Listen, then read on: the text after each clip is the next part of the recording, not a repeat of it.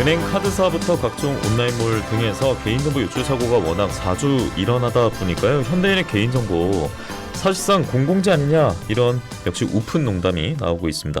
지금 7월이 정보보호의 달이고 특히 오늘 12일이 정보보호의 날이라고 합니다. 관련 이야기 들어볼 텐데요.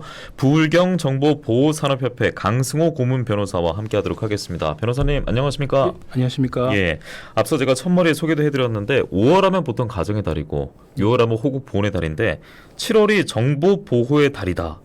저는 좀 부끄러운데 처음 듣거든요. 예. 왜 이렇게 된 겁니까? 예, 조금 오래된 일일 수도 있는데 2009년 7월 7일입니다. 출근했는데 갑자기 인터넷이 목통이 된 경험이 있으신 분도 계실 겁니다. 아, 예. 해커에 감염된 좀비 PC 11만 대가 정부기관을 비롯한 22개 인터넷 사이트를 공격해서 전산망이 마비되었던 이른바 디도스 공격이 그 원인이었죠. 예, 이 사건을 계기로 정부 부처에서 공동으로 사이버 공격을 예방하고 국민들의 정보 보호를 생활화하고자 2012년부터 매년 7월을 정보 보호의 달로 지정을 하였고 예. 매년 7월 둘째 주 수요일을 정보 보호의 날로 지정하기로 하였습니다. 예. 또한 올해 개인정보법 개정으로 개인정보 보호의 날로 매년 9월 30일을 지정을 하였으며 올해 9월 15일부터 시행될 예정입니다. 예. 정보 보호, 제가 뭐 흔히 이렇게 편하게 부르기 합니다만 잘 몰라요. 그래서 변호사님 저를 딱 보시면서 저한테 좀 많이 가르쳐 주십시오. 예, 시청자에게 가르쳐 준다는 말씀으로 생각으로. 예. 정보 보호 학과 같은 경우에는 제가 대학교 다닐 때 못 들었던 것 같거든요. 예, 그렇습니다. 그러면 수요가 있다면 요즘 이런 학과 신설로도 이어지지 않을까 생각 드는데 어떻습니까 실제로? 예, 작년부터 개인정보 학과가 신설되기 시작해서 예. 올해도 4개 대학이 신설되었습니다. 정확하게 말씀을 드리자면 올해 작년 서울여자대학교가 제1호 개인정보 보호학과가 신설이 되었고 예. 올해는 강원대, 고려대, 중앙대, 연세대가 꾸준히 이제 신설이 이어지고 있습니다. 그렇군요. 앞으로 개인정보 보호 전문 인력들이 많이 배출될 것으로 기대를 하고 있고 지금 정보 보호에 대해서 개인정보뿐만 아니라 정보보호 산업에 대해서 상당히 그 규모가 커졌습니다. 3년 연속 10% 안팎의 아주 급격한 성장률을 기록하고 있고 2021년을 기준으로 한다면 그 규모는 약 14조 원에 육박하고 있습니다. 예. 계속해서 발전하고 있는 추세인데요. 특히 코로나가 퍼지던 시기에 비대면으로 업무나 취미 생활을 하던 어떤 경우가 늘면서 비대면으로 어떤 개인 정보를 제공하는 사례가 상당히 많아졌고 그만큼 개인정보 보안 인프라에 대한 수요가 늘어난 것으로 보입니다. 예. 참고로 제가 고문 변호사로 활동하고 있는 부울경 정보보호산업협회는 정보보호 및 개인정보 보호 분야 정책이 너무 수도권에 집중되어 있습니다. 그렇죠. 예. 상대적으로 소외된 부울경 지역의 개인정보 수준을 좀 더 끌어올리고 지역에서도 관련 분야 전문가를 양성해야 된다는 그런 활동을 추진하기 위해서 설립된 비영리 단체입니다. 예. 이런 움직임 자체가 정보보호 산업의 파이가 점점 커지고 있다는 반증이라고 볼 것입니다. 지역민들이라고 개인정보 없는 것도 아니고요. 보호가 그렇습니다. 필요하지 않은 것도 않다 보니까 지금 고문 변호사로서 활동하고 계신데 요즘 이제 스마트폰 한시라도 없으면은 너무나 불안합니다. 예, 저 역시 그렇고. 근데 저는 이게 궁금하더라고요. 개인정보 잘 모르니까 개인정보 이제 정의에 대해서 뭐 범위에 대해서 여쭤볼 건데 네, 보통 이제 휴가철이지 않습니까? 예. 휴가 가려고 막 검색을 하다 보면은 이게 신기하게 SNS나 뭐 포털 사이트 광고나 바로 관련 광고가 뜨더라고요. 그래서 네. 내 정보가 어떻게 노출되고 있나? 누가 다 엿보고 있네라는 생각이 들 정도로 그런 생각이 들던데 개인정보 이 범위부터 저희가 정확하게 한번 들어봐야겠는데요. 예, 먼저 예. 개인정보보호법상의 개인정보에 대해서 말씀을 드리고 예. 쉽게 말씀을 드리겠습니다. 예.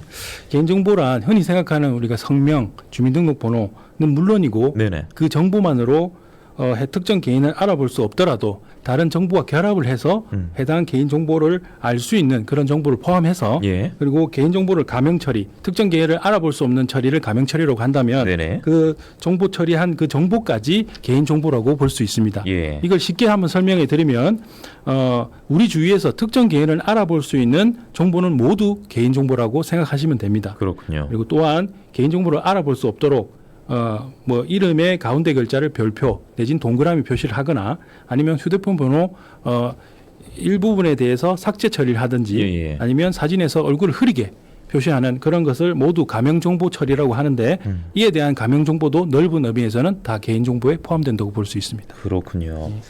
야, 개인정보 하면은 보통 그냥 습관적으로 따라 붙는 게 개인정보 유출 이렇게 될 텐데, 지금 또 실시간으로 저희가 문자로 질문이 들어왔는데, 그러면 이름 중에 한 글자만 가려도 개인정보 보호가 되는 겁니까? 라고 하시면. 만약에 그 한 글자를 가렸을 때 예. 자, 그 사람의 성명에 대해서 뭐 이름은 너무 다양히 많지 않습니까? 만약에 변호사님이면 강승땡 이렇게 예. 표현했으면. 그러면 그 사람을 제가 특정 개인을 알아볼 수 있는지 예. 아니면 제가 상당히 유명인이라서 예. 강승땡이라고 하도 저를 지칭할 수 있다고 한다면 그건 개인정보입니다. 하지만 저와 같은 이름을 가진 사람이 많기 때문에 제가 상당히 유명한 사람이 지금 현재 아니기 때문에 윤석 땡 예. 하면은 예. 보통 다 대통령 먼저 떠오르지 않습니까? 예. 그러면 개인정보입니다. 그렇군요. 야, 이런 질문들도 여러분 계속 남겨주시기 바랍니다. MG타까 실시간 채팅 가능하고 샵 2244 문자 참여 가능합니다. 제가 말씀드렸던 거 이어간다면 개인정보하면 유출이 그냥 따라 붙어요. 예. 며칠 전에도 취업 정보 사이트 해킹이 있었다고 하고 무려 23만 명 정보가 유출됐다고 하네요. 그리고 그동안 이제 사고를 봤을 때는 개인이 잘못했다라기보다는 뭐 기관이라든지 그리고 뭐 기업들 관리 소홀 그리고 해킹 당한 것 이에 대해서 좀 지적이 많았었는데 우리가 만약에 피해자가 될 수 있지 않습니까? 그렇습니다. 피해자가 되면 어떻게 대처를 해야 되는지 그리고 그 피해를 막지 못한 뭐 기관, 기업들은 뭐 어떤 책임을 져야 되는 것인지 형 기준으로 좀 듣고 싶은데요. 현재 기업이나 기관에 대해 책임을 묻는 법령이 마련되어 있지만 예. 제가 보기에는 상당히 불완전하다고 볼 수 있습니다. 부족한 점이 많은데 예. 일단 뭐 질문해 주신 것처럼 직접 민사소송을 걸지 말고 다양한 대처법이 없느냐에 대해서 답변을 드리면 내가 피해를 입었을 때요. 예. 민사소송에 앞서서 개인정보 분쟁조정위원회에 분쟁조정을 신청할 수 있습니다. 자, 우리가 일반적으로 민사소송을 제기하면 판결이 나기까지 상당한 시간이 소요가 됩니다. 이와는 달리 분쟁조정 신청은 신청일로부터 60일 이내에 그 결론을 내어야 합니다. 그리고 분쟁조정의 결과는 재판상 하해의 결과니까 거의 판결하고 똑같은 거죠. 그런 효력을 갖고 있기 때문에 소송에 비해서 비용과 시간을 절약할 수 있습니다. 그리고 분쟁 조정의 경우에는 손해배상 그뿐만 아니라 침해 행위를 중지해달라. 그리고 원상 회복을 시켜달라. 침해 재발을 방지에 의한 조치를 취해달라. 이런 여러 가지 조치가 조정안에 담길 수 있습니다.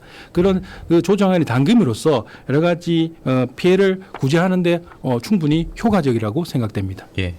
그리고 민사소송을 혹시 진행하는 경우에도 개인정보보호법에는 손해배상의 특직 조항이 있습니다. 일반적인 손해배상 제도는 피해자의 손해를 피해자가 직접 입증을 해야 되는 그런 어떤 어려움이 있기 때문에 너무 어렵죠. 어떻게 입증합니까? 상당히 입증하는데 여러 가지 증거를 제출하고 그런 데 상당히 애로가 있습니다. 그와 반면에 개인정보 유출 사건은 그렇지 않습니다. 개인정보 처리자가 자신의 고의 또는 과실을 입증하지 못하면 300만 원 범위 내에서는 손해배상을 청구할 수 있는 법정 손해배상 청구 제도가 운영되고 있고 그리고 이와는 별도로 손해액의 3배까지 배상을 하도록 하는 이른바 징벌적 손해배상 제도도 운영이 되고 있는데 이 징벌적 손해배상 제도는 올해 개인정보보호법 개정으로 5배까지 그 배상을 할 수 있도록 법이 개정되었습니다. 그러니까 물론 말씀대로 장치는 마련돼 있지만 그 소송이라는 단어만 들어도 보통 일반인들은 두려워하고 그렇습니다. 그런 상황에 안 놓이길 바라지 않습니까? 그래서 개인정보 보호 알아서 그 전에 우리가 이런 일 터지기 전에 보호를 할 수 있다면 가장 이상적이잖아요. 그렇습니다. 그러면 지금 만약 주변에 개인정보 보호를 위해서 이것부터 먼저 해라 라는 말씀 해주신다면 우리가 좀 어떤 것부터 움직여야 될까요? 지금 제가 바로 생각나는 것은 지금 택배 서비스를 자주 이용하고 계십니다. 택배에 송장이 붙어 있습니다. 상당히 많은 개인정보가 포함되어 있습니다. 그걸 안 뜯고 그냥 버리는 분 많지 않습니까? 이에 대해서 신경을 쓰지 않으시고 그대로 버리시는 경우가 있습니다. 그런 거는 본인이 개인정보 침해를 그냥 감내하겠다. 감수하겠다는 의사표시가 그런 의사표시가 같다고 생각이 됩니다. 지금부터라도 이에 대해서 꼼꼼히 따져보시고 그 송장에는 이름과 주민등록번호, 주소가 기재되어 있습니다. 그것만으로도 조합을 하면 충분히 더 깊은, 더 구체적인 개인정보를 찾아낼 수가 있습니다. 그래서 그걸 송장이라도 제거해 주시는 아주 손쉬운 방법이지만 그것부터 실천해 주시면 감사하겠습니다. 사실 옷 같은 거 주문하면은 옷의 종류를 봤을 때 이 사람이 남성인지 여성인지 이것까지도 사실 알아낼 수 있는 거잖아요. 꼭 주의를 하셔야겠고 잘 뜯어지게 또 그렇게 붙어져 있습니다. 그 스티커가 꼭 떼고 버리시기 바랍니다. 자, 그리고 N번방 사건 얘기를 해볼 건데 한 사회복무요원이 불법 유출한 개인정보가 디지털 성착취로 이어지는 그런 일이지 않았습니까? 그 이후에 크게 터졌습니다. 크게 터진 일이니까 그 이후에 뭐 달라진 게 있을까요? 제도적으로는 달려졌으면 상당히 불충분하다고 보여지고 또 피해가 발생하고 있는 게 사실입니다. 병무청이 N번방 사건이 발생한 이후에 2020년 4월부터 사회복무요원이 개인정보 취급 업무를 하지 못하도록 복무관리 지침을 변경해서 지금도 시행하고 있습니다. 하지만 일부 지방자치단체에서는 아직도 사회복무요원에게 본인의 업무를 보조한다는 명목으로 개인정보 취급 업무를 담당하다가 발각되는 사례가 계속해서 발생하고 있습니다. 이는 공공기관을 비롯해서 개인정보 보호에 대한 인식이 부족한 데서 비롯된다고 보여집니다. 그래서 이 개인정보 보호 처리자가 안전성 확보 조치를 제대로 하지 못하면 그 위반 행위만으로도 3천만 원의 과태료가 부과될 수 있고 만약 개인정보가 유출되었을 때 그 원인이 안전성 확보 조치를 제대로 취하지 못한다는 것이 입증이 된다면 징역 2년 또는 2천만 원 이하의 벌금형에도 처해질 수 있습니다. 그래서 개인정보 처리자는 평소 개인정보 처리 업무를 보조하는 사람을 개인정보 취급자라고 하는데 그 개인정보 취급자에 대해서도 그들에게 부여된 개인정보의 접근 권한이 권한의 범위 내에서 적법하게 이루어지는지 정기적으로 점검할 필요가 있습니다. 네, 말씀 중에 이제 이런 질문도 있습니다. 가끔 이벤트 안내 문구 같은 거 보면은 개인정보 보관 1년 하고 뭐 파기한다, 없앤다 적혀 있지 않습니까? 이거 당연히 해야 되는데 안 하는 경우 상당히 많을 겁니다. 상당히 많을 것이고 이를 확인할 수 있는 방법도 적극적으로 연락을 해서 내 개인정보가 계속 보유가 되어 있습니까? 폐기가 되어 있는데 언제 폐기되었습니까를 확인해야 되는데 상당히 곤란한 것이 사실입니다. 그래서 조금이라도 지금 나중에도 말씀드리겠지만 홍보성 전화가 오거나 그럴 때 나의 개인정보를 어떻게 확인해서 전화를 주셨나요? 어떻게 하고 난 수집을 하셔서 전화를 주셨나요? 이를 확인한 다음에 이걸 받고 싶지 않다. 이 전화를 받고 싶지 않다고 한다면 제 전화로 더 이상 연락을 하지 말아 주시기 바랍니다. 라고 하고 적극적인 삭제 노력을 계속 병행해 나가야 될 것 같습니다. 그냥 전화를 끊기보다 뭐 다음에 하겠습니다. 이런 식으로 하기보다는 적극적인 자세가 좀 중요하겠습니다. 그리고 이것도 궁금하네요. 보통 이제 병원 같은 데 방문하면은 병원 정보가 있어서 병원에 간다는 건 또 약을 먹어야 되는 것이고 그리고 약간 경미한 증상이 있는데 갔다면은 보험회사가 알아서 이걸 권유할 수도 있지 않을까라는 생각이 또 평소에 들더라고요. 실제로도 혹시 그 개인정보 유출이 되거나 이런 경우는 없을까요? 의료 분야의 경우에는 특히 보건 의료 데이터의 경우에는 상당히 말씀하신 대로 질병 치료하는 과정에서 다양하고 민감한 특히 민감 정보가 많이 생성이 되고 이에 대해서 의료기관은 보유하고 있습니다. 이에 대해서 뭐 특히 예를 들어 진단 기록, 치료 기록, 그리고 입원 기록, 간호 기록, 우리가 CT 같은 기록지 같은 영상 정보 같은 것도 모두 포함이 됩니다. 실제로 관련 기사도 지금 영상으로 제공되고 있습니다. 의료기관은 개인정보 수집 시에 개인정보보호법 특별법이 의료법입니다. 이 의료법에 따라서 개인정보 주체의 동의 없이 혹은 개인정보 주체의 동의가 있다 하더라도 개인정보 주체라는 그 국민들이 모르고 그냥 서명을 해버리십니다. 보통 간성적으로 하지 않습니까? 형식적으로 해버리시기 때문에 내 개인정보가 누구한테 제공되는 건지 어떤 범위까지 수집되는 건지 전혀 모르고 하시는 경우가 많아요. 이런 경우에 이 정보 역시 지금 의료기관이 보유한 정보가 모두 민감한 정보입니다. 민감한 정보이기 때문에 의료분야 종사자들이 좀 더 강도 높게 그리고 수료성 있게 개인정보 보호 교육을 실무 교육을 계속 받아야 되고 개인정보 침해 사고에 대한 위험을 줄이기 위해서는 강도 높게 이에 대해서 의료 종사자들에 대한 교육과 투자가 선행돼야 된다고 생각합니다. 자, 그리고 이제 시간 관계상 저희가 한 2분 정도 남았거든요. 그래서 끝으로 이게 궁금합니다. 예전에 잊혀질 권리 이렇게 많이 들었었는데 요즘 디지털 잊힐 권리 시범 사업 진행되고 있다고 하는데 이거 설명을 끝으로 듣겠습니다. 우선 지우개 서비스에 대해서 말씀을 드려야 될 것 같습니다. 지우개 서비스라는 것은 지켜야 할 우리들의 개인정보의 준말입니다. 개인정보보호위원회가 2023년 4월 24일 얼마 되지 않았습니다. 아동 청소년 디지털 잊힐 권리 시범사업의 일환으로서 개인정보 포털에서 지우개 서비스를 시행하고 있습니다. 이 지우개 서비스는 현재 만 24세 이하의 국민이 신청을 하면 예전에 아동 청소년 시기 만 18세 미만입니다.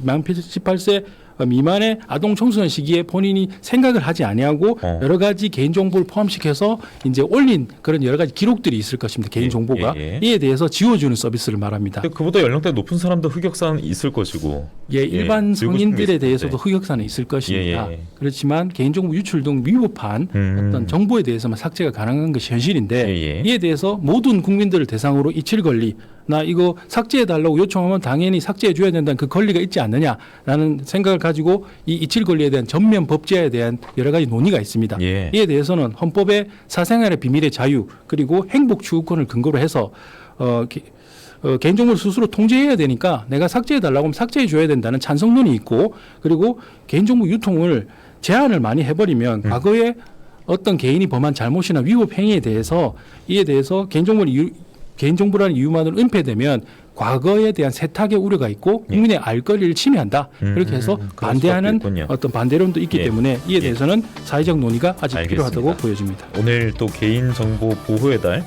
맞습니까? 예. 7월 좀 기억을 해주시고 개인정보 보호 포털에 대한 관심도 여러분 많이 가져보시기 바랍니다. 부울경 정보보호산업협회 강승호 고문 변호사와 함께했습니다. 고맙습니다. 감사합니다. 예.